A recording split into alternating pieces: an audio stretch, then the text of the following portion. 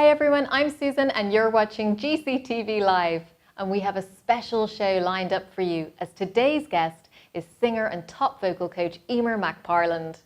Emer has sang around the world from Norway to Mexico with international orchestras and the BBC Big Band. She's worked with artists as diverse as Bjork, Jarvis Cocker, Tom Fletcher, Mika and Russell Watson. Her voice can be heard on movie soundtracks like Martin Scorsese's Gangs of New York, Tomb Raider and many of the Harry Potter films. Emer is also the author of our creative vocals and pop vocals courses and will be announcing a very special Black Friday discount for all of our courses during today's show. I feel like dancing. I feel like dancing. I feel like dancing. I feel like dancing. I feel like dancing. Hi Emer, welcome to the show. Hello. So lovely to finally have you in the studio so we can chat. To be here. Thanks, Susan. So Emer, that is a clip from your creative vocals course, which I have to tell everybody is open for pre-enrollment from next Monday, which is very exciting. Super exciting. So what are you doing in that clip? In that clip, I'm using one of my really basic foot pedals. It's a TC Helicon Ditto. And I was just demonstrating how you can layer up a track using that foot pedal. It's slightly limiting in some ways, but in other ways it's great because it makes you be really creative, forces you to be creative. And I just decided to come up with a Latin groove and put stuff together. And that was just me improvising and going a little bit wild with my foot pedal. Well, I have to say, it looks like a lot of fun.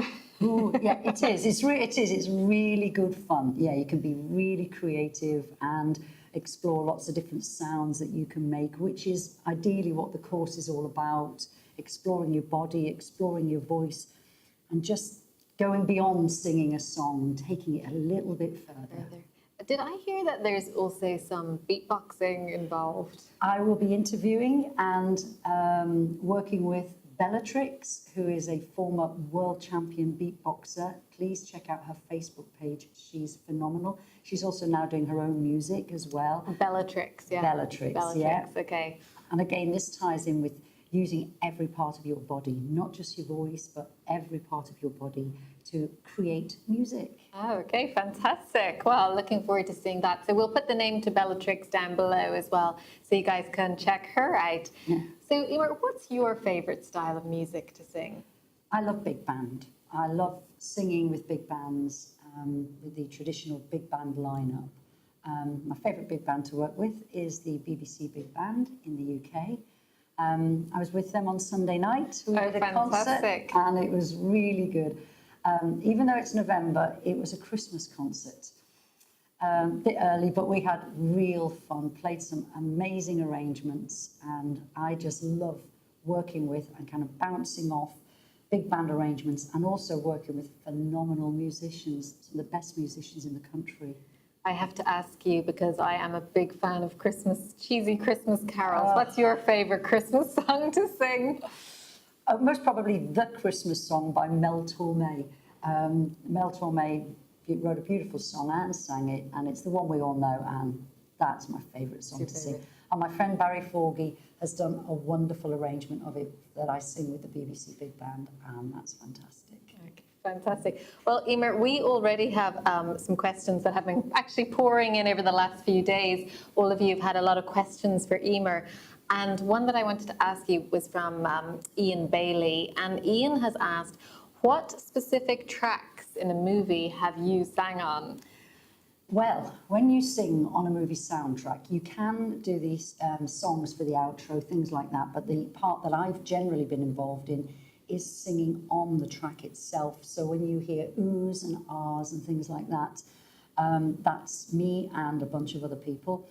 And we don't know what tracks we're singing because when you get the music in the recording studio, it'll just say N35, and that's the cue number for the film. So it all ties in. You're part of a film process, so you don't actually know what tracks you're singing.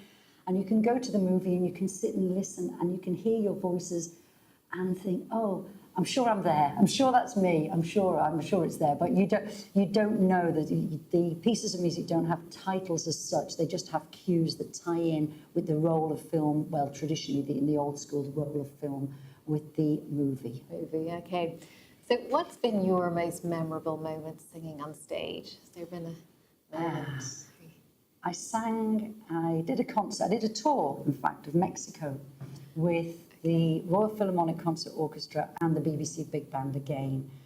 And we performed in some amazing venues in Mexico. And one of the venues was a monastery, and they'd never had music played in the monastery. They set the stage up and everything up in the courtyard area of the monastery, and it was huge. So there was thousands in the audience, and it was broadcast live on TV at the same time as well. And what was lovely was all the monks were sat on the walls around the outside of the monastery, and I could see them swaying. I sang Let It Be, and they were swaying as I was singing Let It Be. It was wonderful, actually. The audience was swaying, everybody was swaying. They do a lot of swaying, I think, in Mexico, but it was fabulous. Well, I have to say, one of the team, Vicente, and he might be actually watching right now, he's from Mexico, so maybe he knows this. I don't know if he knows. I don't know if you remember the name of the place, do you, where it was? Or is it... don't remember. We'll have to find that one out. Yeah, so I wanted to also, there's a couple of other questions. Diane had asked, do you get nervous when you're singing? And how do you cope with those nerves if you do? Yeah, I do get nervous. I get a bit nervous, but I've been singing for years. I've been singing live as well for years. I presume Diane means in a live situation. But I can control them. I know what to do. And the most important thing for me when I walk on stage is knowing that I'm prepared. And if I'm prepared, I might be a little bit nervous. And I don't think nerves are that bad as long as it's using, you're kind of getting yourself excited, you're getting yourself ready to perform. It's when the nerves run away and ruin the performance that you've spent ages preparing. So as long as I'm prepared, I've done all my homework. Yes, there are a few butterflies, but you go on and you think, well, I want to do this. This is what I want to do, and I've practiced and I've prepared for it, so I'm just going to do it. And also, actually, the other thing as well, Diane, is if I make a mistake, over the years, I've learned how to get out of my mistakes. And that's hugely important as a performer, because everybody makes mistakes. It's how you get out of them. And in fact, one of my old music professors at music college, Bobby Lamb, he told me that. Everybody makes mistakes, just learn how to get out of them. And I've got a few tricks for getting out of mistakes. So, any that you might share with us? Or? Well, actually, a friend of mine was telling me about this one he does. I hope he's not watching. We won't name any names. No, we won't actually. I'll be very, very professional.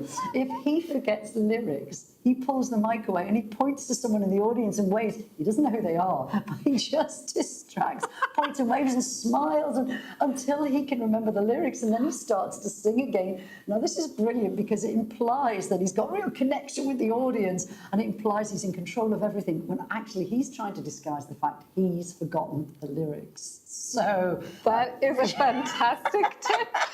Point and wave. Oh my God, I think we could apply that to presenting if you were on stage, had a blank. Yeah. You're like, oh my God, I can't believe Jane, hey. I haven't seen you in ages. That's fantastic. Well, listen, we're getting lots of comments in here, Emer. I'm going to say cheers to Max. She's put a cheers in it. Nice, good to see you watching. We'll do a quick cheers. Cheers. Drink. Oh, that's lovely. Very nice. What are Fridays for? Yes. If not meeting friends, having some great chats and some good wine, of course. But we have a question here from, and Diane says thank you for answering her question. It's a pleasure, Diane. So Rob Snedden has asked, how does Emer's approach differ for jobs where she is the soloist as opposed to where she is singing backup and chorus? Right, so the artists that Susan mentioned on the introduction, people like Bjork, people like Mika, Tom Fletcher, I've done backing vocals for them. I'm not duetting with them, I've done backing vocals with them.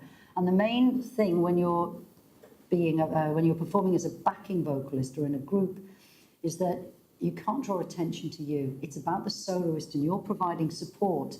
You need to blend your voice with whatever they're doing.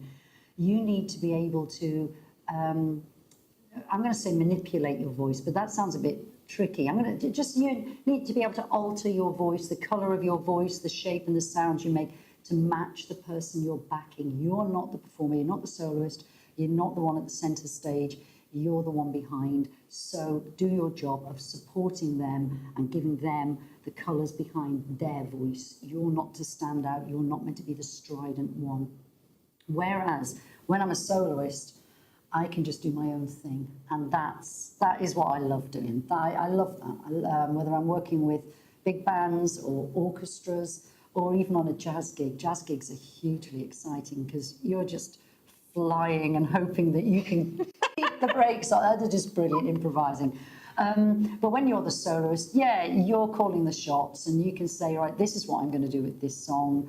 And that's what's good about being on a jazz gig, because you can say to the band, right, let's do, let's do All of Me in A flat major, and let's do it as a blues, or let's do it as up-tempo swing, or let's do it as a ballad.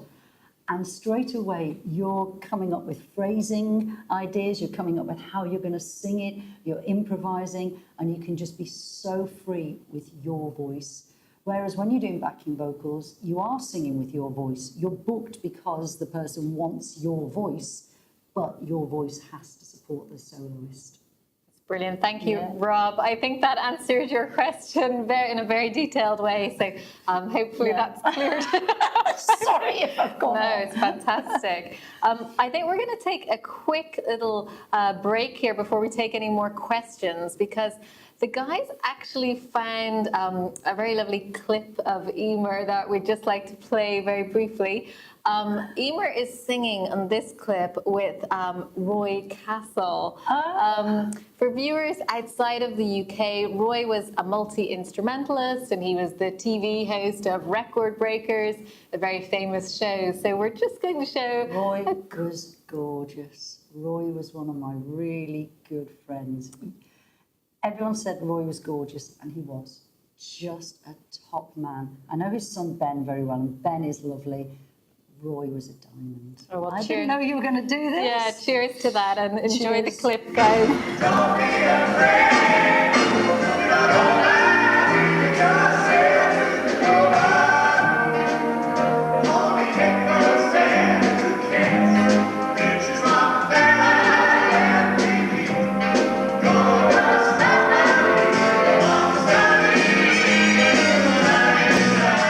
Fantastic, Emer. All right, so listen, we are getting so many questions, so I'm going to jump on to the next. Amazing. Okay, sorry, Emer didn't know. We have to throw in a few curveballs. I need another drink. Just take a drink, and listen, there's so many questions coming in, so I'm going to target. So Eugene has asked here, have you ever started a song and had to say stop and had to start again for any reason? Oh, yeah. Yes. My microphone hasn't been working. It wasn't working one time. We were about to do a big piece of music. This is when I was at college with Trinity. I was at Trinity College of Music. I was actually a pianist at Trinity College of Music because they didn't offer a course in contemporary vocals, so I studied the piano. And my mic wasn't working. We were about to launch into this big symphonic big band piece, so we had to stop and start again. I've stopped. I have. Another time. Exposing all your secrets. It happens. Sometimes you know you can carry on and you can busk it and you can get around it, but it's never happened to me when I've been performing with an orchestra. For example, I did a fabulous Latin American concert, or a concert of Latin American music with the Halle in Manchester, an amazing orchestra. And that was with 3 other singers, Annie Skates, Lance Ellington and David Coombs, wonderful singers. And those type of scenarios when you're with an orchestra, if you go wrong, you can't say stop, really. You can't stop an orchestra. And if you go wrong, you have to find your way back into the tune, because there's 70 musicians behind. And as much as Stephen Bell was conducting then, wonderful conductor, He can't scream to 70 musicians to Yeah. shift somewhere. It's very difficult. So actually, that's two kind of answers in one. Singing with orchestras is quite scary because you have to get it right. And yes, I have gone wrong, and I have to say stop. Just I can dig myself out of lots of things, Yeah. but no, Eugene, thank you. I have said stop. Something with experience Yeah, that you learn you how just- to cope with. And also, actually, when you do stop, just smile. That's what I've done, is just smile and laugh with the audience and say, we didn't do that in the rehearsal. It went, just... It was perfect. Yeah, it was perfect in rehearsal, and I'm glad we're going out on live broadcast. Just make fun of it, because actually the audience, they seem to enjoy when you make mistakes, not in a nasty way, but in a way that it shows them that you're human, and especially if you can laugh, they just kind of go, okay, start again, and they do forgive you. Audiences are forgiving. Brilliant. Yeah. That's brilliant. Okay, so Martin is actually asking a question about, something that we had put up in the article that went out earlier this week was about your triathlon training. We mentioned that. So Martin has obviously read this, and he has asked, how does Emer balance a busy working life with her triathlon training and coaching with her local club? Great question, Martin. Now, is this Martin Pritchett Howarth? It is. Okay, Martin. Okay, Pritchett I know Howard. Martin. Hello, Martin. Hello. He is an absolute monster athlete and a supreme gentleman and an inspiration to all triathletes out there. Wonderful, Martin. I don't balance it, basically. I coach with my club, Mersey Tri, and I try and give as much as I can, and I try and get out as much as I can. Working on the creative vocals course and the pop vocals course has been really quite epic, and I've thoroughly enjoyed it, but my training has slipped a little bit. And there's a big gang of us that have entered an event next year. Okay. And January, I'm not saying December because I know I'm just going to go wild in December, but January, I'm back on the training. I'll see you out on the bike, Martin. I mean, but I think there is a bit of a myth, isn't there, that this balance thing, that, life is just not really like that, isn't it? You just phases where you there are phases. try your best. Yeah, I mean, one of the reasons I do sport is because it's brilliant for your head. And as a singer, you have to switch off because it can be really intense. When you stand on a stage, you really are exposing yourself, and it's very raw and it can be very brutal. And you need to switch off from that. And that's one of the reasons I love doing sport, because it takes my mind out of it. Yeah. I've got some great pals in Mersey Tri, and we're on the bikes, or we go to a swim session, or we do run sessions, and it takes your mind off it, and you're getting fresh air, which is amazing. Singers, we spend a lot of our time in studios or on the road, going to concerts, and the audience see you on stage and it looks wonderful, but there's a lot of travelling gone on before that. Then you've had a sound check and a rehearsal, and then you've got changed, and then you look lovely. Then you get in your car and have a long journey home. So there's a lot of sitting down and inactivity. And you really do, singers, musicians in general, but especially singers, need to get the oxygen going regularly, get out there. Good for mental well-being as well as physical well-being. It really is. Because you talk a bit about posture in your course, don't you? Yeah. That's obviously, we'll say, something that you need to have good muscle tone really as well, don't you, to maintain that posture as well. You do. Posture and relaxation are really important with singing because, so many problems creep in. The shoulders go up. The shoulders go up with lots of people and stress and everything. The shoulders will go up. But one of the other issues is you can get tremendous tension around your throat, and that can affect your pitch, your agility, your vocal agility. It can affect so many elements of singing. So you need to be really good with your posture and your relaxation. And also, when you sing, when you're doing full-on heavy gigs that are a lot of pressure, you put a lot of pressure on your body physically. So a couple of my friends who go out and do rock gigs, they're just wonderful singers. The demands they're putting on their body, not just vocally, but overall physically. So posture and relaxation is really important. Physical well-being, mental well-being, I do.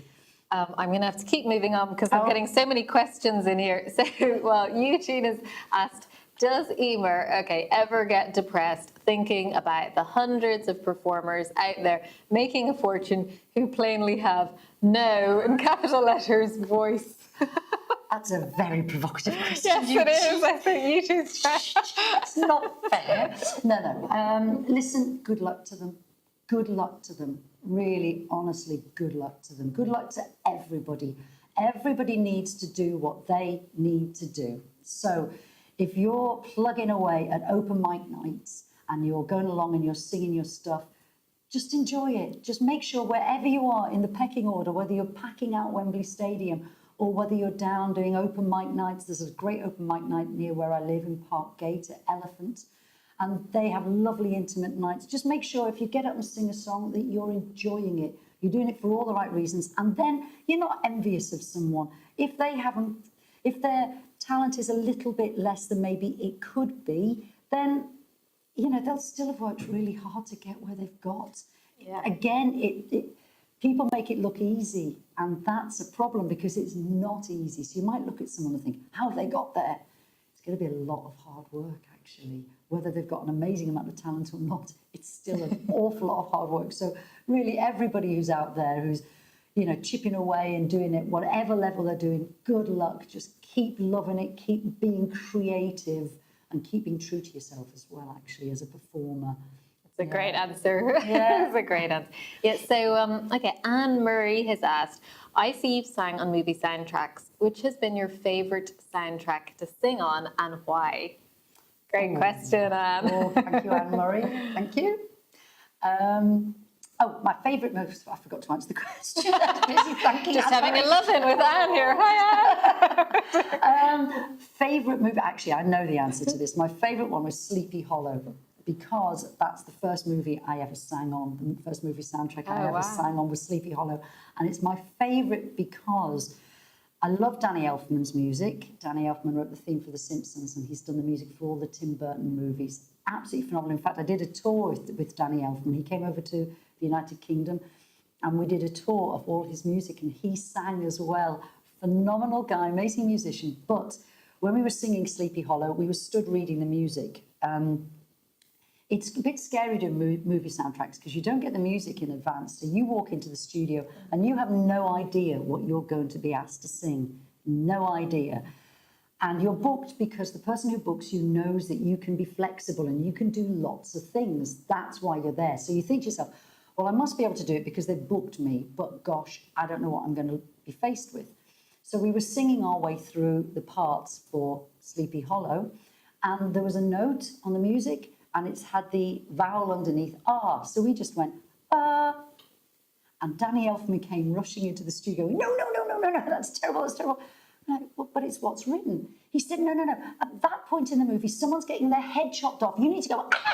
And we went, oh, okay, because we had never heard of Sleepy Hollow. We'd never seen Sleepy, we hadn't seen the movie. It hadn't been released. So he went out, because also you don't see the movie. Generally, you don't see the movie when you're recording the soundtrack. You're just creating the music. So he went out, found a TV monitor, wheeled it in, and showed us the footage of this person getting their head shot. It was awful. It was awful. So he said, now let's redo the take. And don't sing the notes. Say, scream, ah. So all of us just screamed, ah. And I've never forgotten. It was so funny. It was just a shock. And I love that movie as well. Great movie. Fantastic. Well, thank you, Anne, for that question. We're getting some interesting comments here. Chris has said, do I get a glass of wine as well? Absolutely, Chris, in the studio. Everybody who wants to come into the studio gets a glass of wine. Martin said that was a great clip. Diane, says, wow, I love the hair, Emer. Thanks, Diane. Oh, and we have Lisa from France, from Cannes. Bonjour, Lisa. I look forward to see you in London next week. Right, so here we have another question from Eugene. He is asking you, so many times I should have asked, did it ever not happen? Now, I'm not sure what Eugene is referring to, so maybe Eugene, you can tell us what you're referring to there. Might have been a previous question. Okay, I'm going to move on with a few other questions. Alex has asked, does the culture of talent shows with instant fame in the UK make it much more difficult for youngsters to build a career like yours? Great question, It is Alex. a really good question, Alex. Yeah, there is a big culture of talent shows. As an aside to that, I know quite a lot of the girls and guys who are the vocal coaches on those talent shows, and they are brilliant vocal coaches. So, you know, whatever the talent level of the talent, they're getting the best tuition and the best help they can get. I think actually nowadays for me, because you've got so many other platforms that you can use to promote your material, it's a little bit easier in a way to get your stuff out there. Traditionally, we'd all sit and watch the TV. I mean, I'm nearly old enough to remember programs like Opportunity Knocks and New Faces. I'm not quite old enough. But those programs, that was what you watched for talent. But now there's so many opportunities to put your music out into the public that you're not relying on just appearing on a talent show. It's hard work. If it was easy, everyone would be doing it. But it's hard work getting your stuff out there. But I think there are quite a few platforms. Talent shows are always going to attract people. They always are. And, you know, who doesn't want the idea of getting famous quickly? We all do. You know, you've got to be honest. Yeah, someone else. The lottery. Yeah, it is a lottery. It is. But there's been some great artists who've come out of that. Ollie Moores is a great guy, great artist. And my mind's gone blank, so I can't think of anyone else. Well, whilst you're thinking on that, there was another question actually that came in yesterday from Lil. She was asking, now, Emer, for anybody who missed the introduction, is one of the UK's top vocal coaches. And Lil has asked, you know, what's the most common problem that singers come to you with? That's a great question. Thank you, Lil, for asking that. Lil. Thank you. One of the most common, it's breathing. Breathing. The amount of singers who breathe in and out, marvellous, marvellous. We all breathe in and out. They breathe in when they sing, and then they make no connection between the breath going out and how to use support muscles. They shallow breathe, basically. Shallow breathing up here. And you need to use all your support muscles when you're breathing out. You need to keep a column of air coming out when you're singing. Problem is, if you don't keep this column of air coming out when you're singing, you're going to send tension somewhere else, and you're going to generally send it to your throat region because you've got no fuel. This is your air is your fuel for your voice. The air doesn't make any sound. It goes past your vocal cords. They'll make the sound. Your head creates the resonance, and the sound comes out of your mouth. If you haven't got the first stage sorted, where you breathe in properly and you use these muscles to continuously keep a good, even supply of air coming out and breath, you've got no fuel for your voice, and you'll do some damage. You really will. I've seen quite a few singers who don't understand the idea of using your support muscles to keep this air going and keep fueling your voice.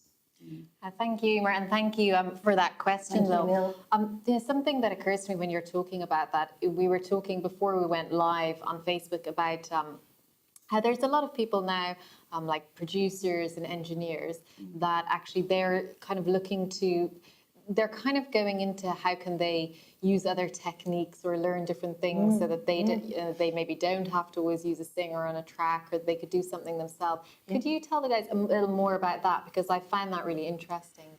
Yeah, I mean, a couple of people I've spoken to, they want to improve their vocal skills. They know the technical side of it, the technology side of it, should I say.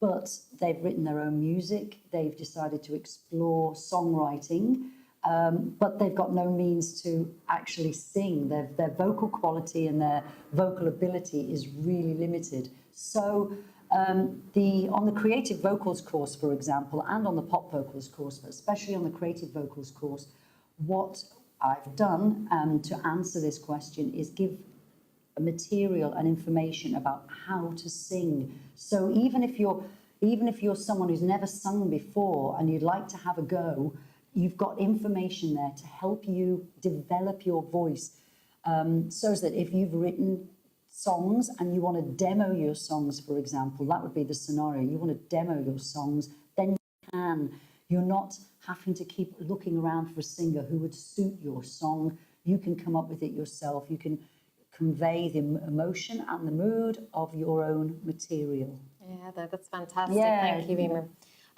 Yeah, you can see there's a clip here, I think, which is of Emer, you showing this here that the guys can see.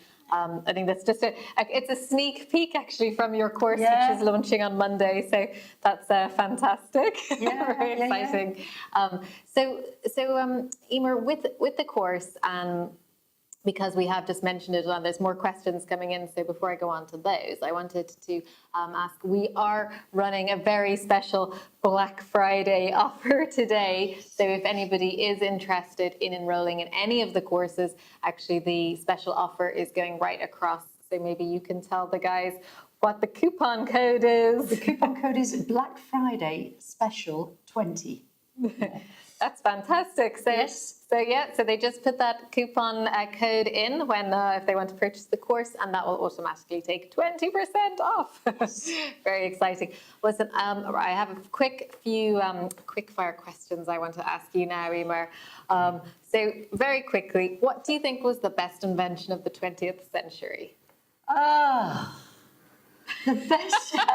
This is something else you didn't want. I just need another drink. Take a sip. Anything that comes to The mind. wine cooler. Okay, fantastic. Great answer. Great answer. Wine cooler. We do have one slightly just off the screen here. If you guys are wondering. Right. What's your favorite piece of art, or it could be a song or anything really? Your favorite creative work? Oh, I love Joni Mitchell's music. Okay. I love Joni Mitchell's music, and you know why? She just sat there with a guitar, especially her early stuff. And she's not just a singer, she's a poet, but you don't feel you're listening to poetry, you're just listening to music, and just great. I love Ella Fitzgerald. Vocally, Ella Fitzgerald is my favourite voice. That timbre, that quality, that warmth, that roundness.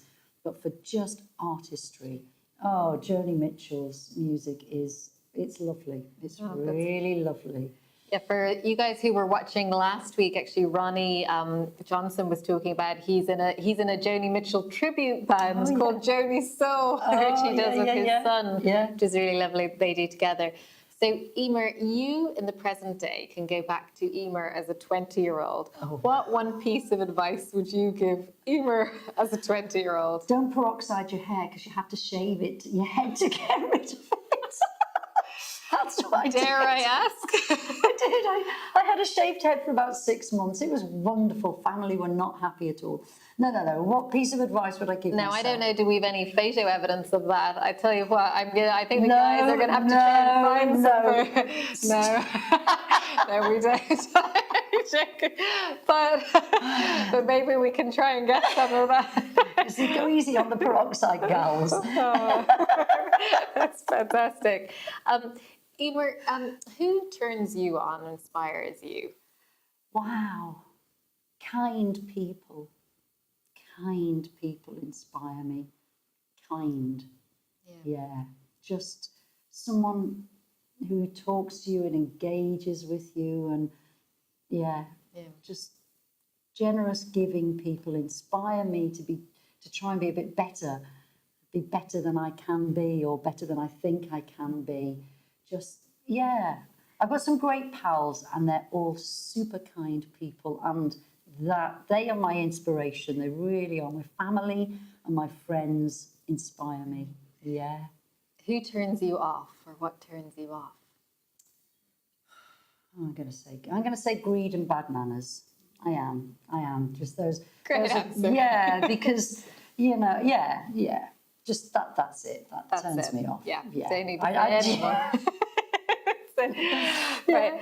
So finally, Emer, we just credited your bank account with £1 million. You have a mobile phone and 3 minutes to spend it. What do you buy? Oh, what do I buy? I don't know. I just give it away to my friends, and I don't know. What do I buy? I don't know. It's not a driving thing for me, so I don't think I. That is a fantastic answer. I think I would just give it to my friends and say, go away and be happy, do something exciting. I'd give it to my friends who'd then go and buy very expensive bicycles. Martin, are you still watching? Oh my God, great answer. Well, Anne has said, I think one of these generous friends you were just talking about there, Anne has said, maybe I could find a picture somewhere, Susan, of you with that peroxide hair. Thank you, Anne. Send it all in. And yes, Martin has just said bikes for your answer. So I think Emer anticipated what you were going to suggest there. I Martin. know them so well. Yeah. Well, listen, we're going to wrap this up in a second, and we are going to finish this show out with a lovely clip. But I first of all just wanted to thank you so much, Emer, for coming in today. Thank you, Susan. We're very excited about your course launch on Monday and the creative really vocals. excited about that. And I've been talking to you very soon about that again. So hopefully we can get you back in the studio to do all that. Yes. Thank you so much. This is Emer. Thank you guys for all tuning in. We're going to leave you with this clip of Emer singing "Don't Sit Under the Apple Tree." Under the apple tree with anyone else but me. Oh, I know the apple tree is reserved